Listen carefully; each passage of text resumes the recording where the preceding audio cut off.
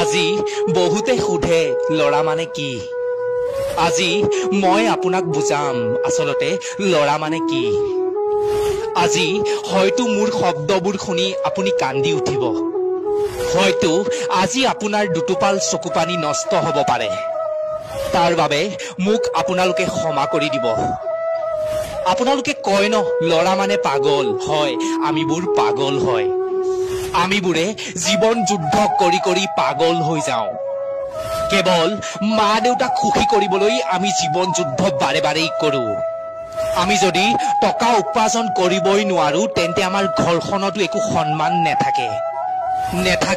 কাৰোৰেই এষাৰ মৰমৰ মাত মুখৰ হাঁহিটো দেখি আপোনালোকে নেভাবিব আমি যে সুখত আছো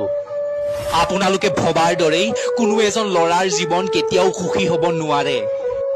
মা দেউতা ঘৰৰ